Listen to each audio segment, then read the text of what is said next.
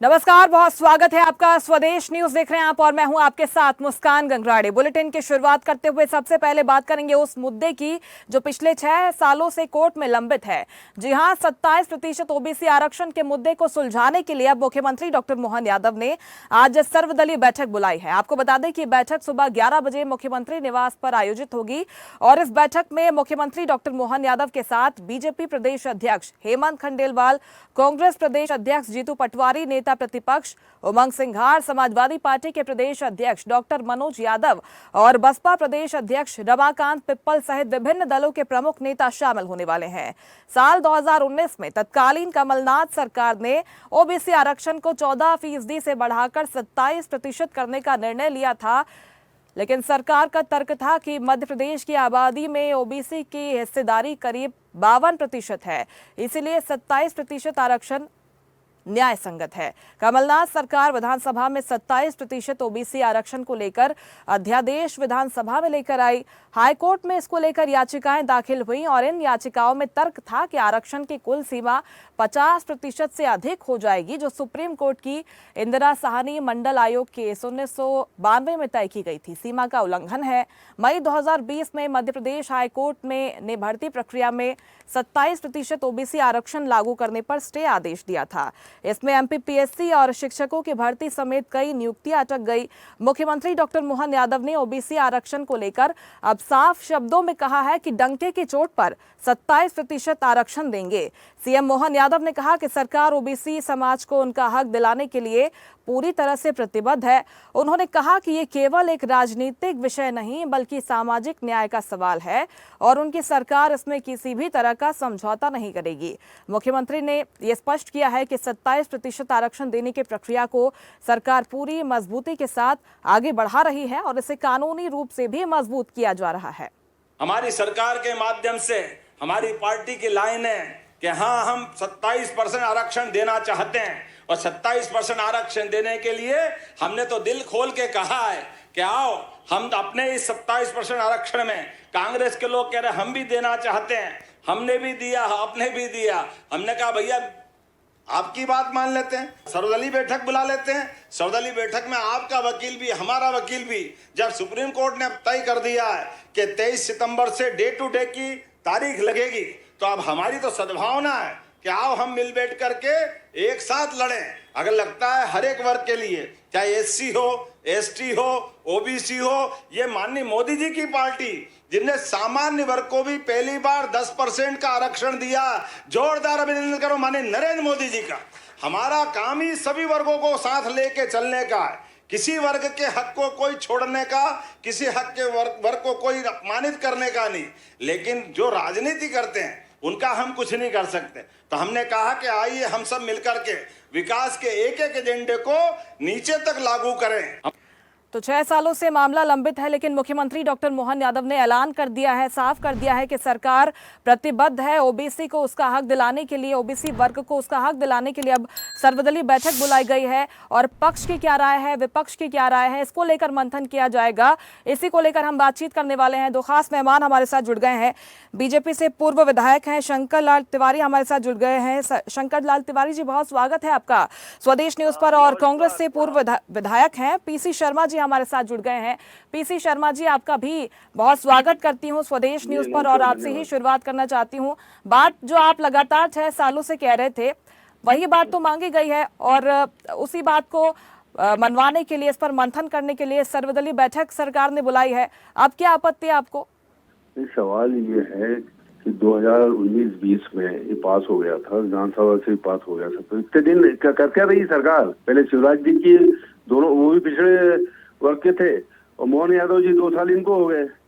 ये लंबित करते हैं, ये कोर्ट में अपने लोगों से लगवा देते हैं भारतीय जनता पार्टी, ये क्योंकि ये नहीं चाहती कि ये इनको मिले, नहीं तो 6 साल मिल जाता ना। अब सर्वदलीय बैठक की जरूरत क्या है भाई? कौन विरोध कर रहा है? ये केवल क्रेडिट लेने की बात है, लेकिन पूरी जो लेट हुआ है ये 27% का, जो कमलनाथ जी ने, मैं भी कैबिनेट का मंत्री था जो पास हुआ था, विधानसभा में पास हुआ था, लेकिन इसको डिले करते रहे और आज क्रेडिट लेने के लिए सर्वदलीय बैठक बुलाई। इसकी कोई आवश्यकता नहीं थी। सीधे अध्यादेश जारी करो, दो। अभी पीएससी का आया है, उनने कह दिया सुप्रीम कोर्ट में कि हमको अनुमति दे। अरे जारी करो ना, सुप्रीम कोर्ट को रोक कौन रहा है? तो आपकी सरकार दिल्ली में, आपकी सरकार मध्य प्रदेश में, आपकी डबल इंजन की सरकार है, और कितने इंजन चाहोगे? कितने इंजन चाहिए कि लागू कर दो, वो ओबीसी को उनका हक मिल जाए? लंबी बात करेंगे, लंबे भाषण देंगे, लेकिन जमीन पे प्रैक्टिस नहीं। इनके विधायक लड़ रहे हैं, कहीं कलेक्टरों से लड़ रहे हैं, तो कहीं वो नगर पालिका के अध्यक्ष जो है वो उससे इस्तीफा ले रहे हैं। दुनिया भर जहाँ मारपीट करना, ये करना, कहीं पुलिस से मारपीट करना, केवल कोलैप्स की स्थिति में है सरकार, कुछ करना शर्मा जी, नहीं चाह रही। हाईकोर्ट ने स्टे लगाया है जो 87 और 13% का जो मामला है, स्टे तो हाईकोर्ट की ओर से लगाया गया है, सुप्रीम कोर्ट तक तो सरकार ही लेकर गई है। आपके वकील क्या कर रहे हैं हाईकोर्ट में? वकील क्या कर रहे हैं? कौन सा वकील बनाए? फर्जी वकील बना दिए क्या व्यापम वाले, जो वहां पे प्लीड नहीं कर पा रहे हैं? अरे ये तो मिनटों के, सरकारों के लिए मिनटों के काम होते हैं, जो आप 6 साल में नहीं कर पाए। दो मुख्यमंत्री पिछड़े वर्ग के हो गए, पिछड़े वर्ग के वोट लेना चाहते हैं, लेकिन उनको राहत नहीं देना चाहते। ये इनकी मंशा है, इसलिए सब हो रहा है। और ये सब डिले की टैक्टिस है। वहां कोई बात आएगी तो कह रहे हैं सर्वदलीय बैठक में इन लोगों ने विरोध किया, ये किया। अरे जब सब तय है, कांग्रेस सरकार ने पास कर दिया है, लागू करो, इसके अलावा कोई वो नहीं है इसमें एजेंडा।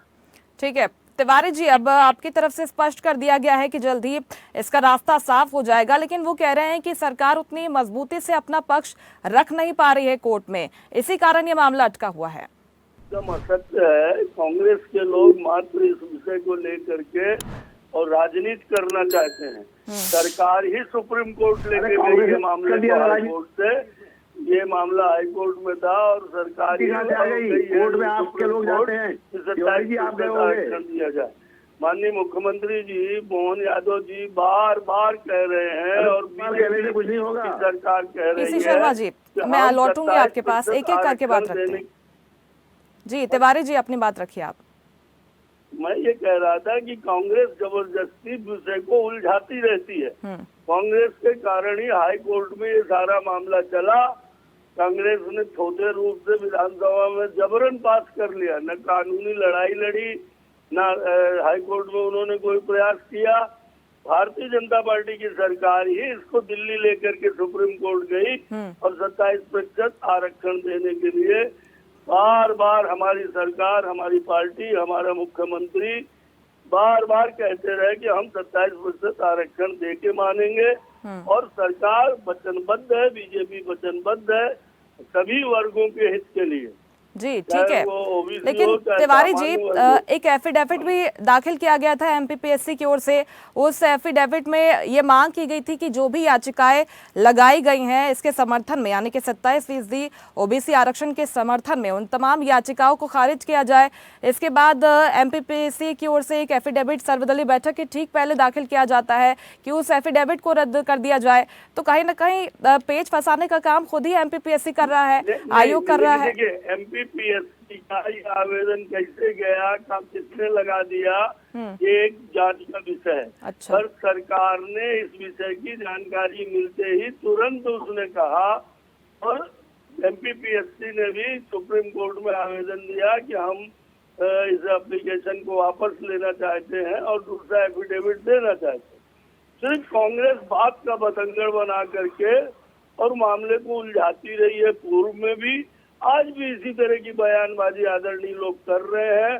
मैं प्रदेश के 27% आरक्षण के मामले में प्रदेश की जनता भी जानती है, मुख्यमंत्री जी बार बार कह रहे हैं कि हम 27% आरक्षण के पक्ष में हैं और हम ही लेके गए हैं सुप्रीम कोर्ट। अब एमपीपीएससी का एक एफिडेविट कोई आ गया है, उस पर भी एमपीपीएससी ने आवेदन दे करके, एफिडेविट दे करके और कहा कि हम इसको वापस ले रहे हैं। ठीक है, वो अब आवेदन किस संदर्भ में, किस वकील के माध्यम से कब लग गया, ये एक जांच का विषय हो सकता है। सरकार पता नहीं है। पीसी शर्मा जी वो कह रहे हैं उनको पता नहीं है कि कैसे आवेदन लग गया, किसने आवेदन लगा दिया। अब वापस लेने के लिए एफिडेविट दाखिल हो गया है। कमलनाथ जी के सरकार के समय। ठीक है सर, मैं लौट रही हूँ आपके पास। तिवारी जी लौट रही हूँ आपके पास। जी पीसी शर्मा जी, ये जो बात कह रहे हैं कि इनकी सरकार चाह रही, तो कर क्यों नहीं रही है भाई? आज 6 साल हो गए हैं, 6 साल में अगर ये नहीं कर पाएंगे तो कब करेंगे? ये कुल मिला के टालने की वो करते हैं। और दूसरा, इनमें डिसीजन लेने की क्षमता नहीं। ये केवल वोट लेने की क्षमता है इसमें, वोट लेते हैं वो भी वोट चोरी से। और उसके बाद जो है जो चीजें सब चाह रहे हैं, सर्वदलीय बैठक बुला रहे हैं, ठीक है, लेकिन ये कौन विरोध कौन कर रहा है जो सर्वदलीय बैठक की जरूरत पड़ रही? कहीं कोई विरोध नहीं है, लेकिन ये कर ही नहीं पा रहे हैं। या तो इनमें एडमिनिस्ट्रेटिव क्षमता नहीं है या ये करना नहीं चाहते, ये सबसे बड़ी बात आ रही है, ये सबसे बड़ी रुकावट आ रही। और बात करेंगे डबल इंजन की सरकार है, लेकिन एक इंजन भी काम नहीं कर रहा है। एक इंजन ही काम करता भी काम हो जाता पिछड़े वर्ग का। तो ये कुल मिला के इनकी मंशा नहीं है। आज अभी भी देखना, आप सर्वदलीय बैठक के बाद भी कुछ आएंगे, कुछ चीज बताएंगे कैसा हो गया वैसा हो गया, इसलिए नहीं हो पा रहा है। और ये कहीं न कहीं से कोर्ट में उलझा देंगे, क्योंकि इनकी मानसिकता ये है कि पिछड़े वर्ग को कोई वो मिले नहीं। तिवारी जी, आपकी तरफ से तो यही कहा जा रहा है कि हम आपकी बात सुनना चाहते हैं। पक्ष जो लगातार बात मान रहा है, विपक्ष की तरफ से 6 सालों से जो भी मांगे रखी जा रही हैं, आप एक साथ बैठकर अपनी मांगे रखें, इस पर हम बात करें, इसलिए बैठक है। लेकिन वो कह रहे हैं कि क्यों बुला रहे हैं आप सर्वदलीय बैठक? हम तो लगातार अपनी बात रख ही रहे हैं। पास ही हमने किया है ना, इसको पास ही कांग्रेस पार्टी ने किया है विधानसभा में और कैबिनेट में। तो ये बॉल इनके कोर्ट में है, जबरदस्ती तो सुलझा नहीं पा रहे। अखबारबाजी तो हुई कि हम सरदार हो गए हैं, पर हाई कोर्ट से कौन लेकर के गए? सुप्रीम कोर्ट हम लेकर के गए, बीजेपी की सरकार लेकर के गई। और बड़ी सहजता की बात है माननीय मुख्यमंत्री जी की, मोहन यादव जी की, उन्होंने आज सभी को बुलाया, छोटे दलों को भी, चाहे बीएसपी हो, चाहे सपा हो, चाहे कांग्रेस के नेता हो। पीसी शर्मा साहब को जो कहना है वो उमंग सिंघार और जीतू पटवारी जी को बता में 11 बजे से बैठक होने जा रही है, और ये सिर्फ पाखंड बता रहे हैं। भारतीय जनता पार्टी की सरकार, भारतीय जनता पार्टी 27% आरक्षण देने के लिए वचनबद्ध है, प्रतिबद्ध है, और वो आरक्षण हमें मिलेगा। प्रदेश के ओबीसी वर्ग को ये कितना प्रपंच करते रहे, कितना पाखंड बताते रहे। इन्होंने ही इस सारे मामले को और सिर्फ कानूनी लड़ाई के अभाव में और हाई कोर्ट में अटकाया था। अगर हम सुप्रीम कोर्ट न गए होते तो आज ये मामला ठंडे बस्ते में होता। लेकिन वो कह रहे हैं ना कि उनके आपके वकीलों की तरफ से लापरवाही बरती जाती है। जब भी कोर्ट में जाना होता है, अपनी बात रखनी होती है, तो ऑर्डर डिटेक्ट ही नहीं हो पाता, लेट पहुंचते हैं आपके वकील। तो अगर वहां से लापरवाही बरती जाएगी तो जाहिर तौर पर अगर आप कह रहे हैं कि हम प्रतिबद्ध है, तो उस प्रतिबद्धता में कहीं ना कहीं बाधा वहां पर उत्पन्न हो रही है ना सर? ना कहीं कोई लापरवाही बरती जाएगी और न कोई कमी रहेगी। स्थिति है, आप देख लें पिछले समय का कार्यकाल, जो भी लापरवाहियां की हाई कोर्ट में वो कांग्रेस पार्टी ने की।